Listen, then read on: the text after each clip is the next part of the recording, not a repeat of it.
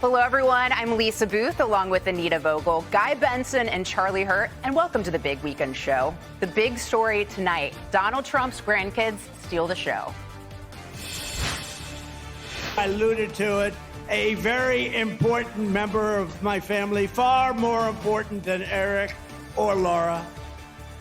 And her name is Carolina. Make American great again. Would anybody like to meet Luke, her brother? Vote for Grandpa.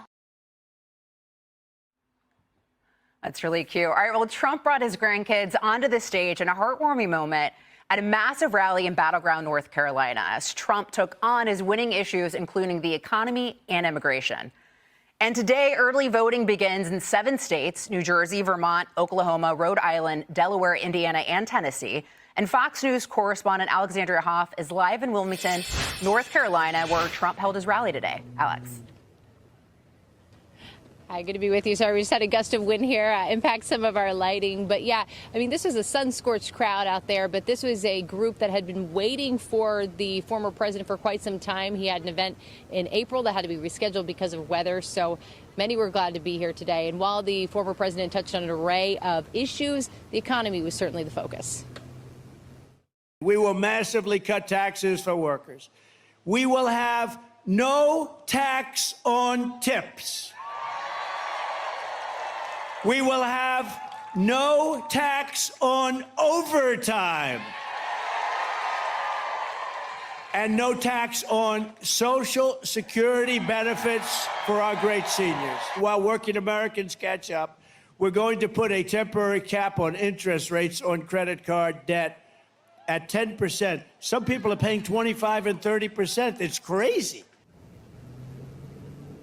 Yeah, a lot of people there could relate with that. North Carolina, you know, it's an important stop to make. Trump won the state in 2016 and 2020, but it has become more competitive, and Democrats see that as an opportunity. If you cast your vote for Kamala Harris, Comrade Harris, we call her Comrade, you're voting for 4 more years of brutal job losses, higher taxes, surging prices, falling wages, and economic depression and despair. If Kamala Harris is reelected, she will kill the American dream forever. Yeah, so Trump spoke about what he sees as the economic and safety impact of open borders. Listen to this. I am your border president. Your border president. Kamala would be your invasion president. In July, an illegal alien who border czar Harris released him, special order, into our country, was arrested for stalking a woman into a public bathroom in Charlotte and attempting to rape her and ultimately rape her and hurt her very badly. Here in Wilmington last month, an illegal alien from Venezuela brutally stabbed a man to death. This murder came just 4 days after he was arrested for horrible domestic violence. But instead of being deported, this criminal alien was released to kill again. Kill again he did. So the former president announced here today in Wilmington that if he is reelected, he will end sanctuary cities in the state. The former president also confirmed that he will not be doing a second debate with Vice President Harris. Guys. Thank you. All right, I want to take it out to the table. You know, Charlie, I want to look at this big picture. What do you think this election comes down to for voters? Oh, I think, yeah, I hope it comes down to issues, because if it comes down to issues, I think Donald Trump wins and wins probably pretty handily, because he's the only one talking about the issues.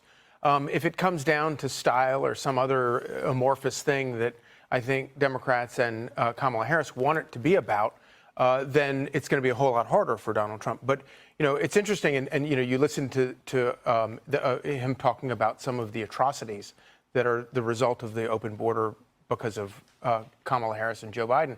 And, you know, we sort of cringe a little bit because we don't like listening to all of that. It's not the normal fare of a political rally. But, you know, if you don't watch Fox News, you don't know these stories. And what Donald Trump is up against is the rest of the press is not reporting the news about the issues that should drive people to the polls. And so he has to talk about it.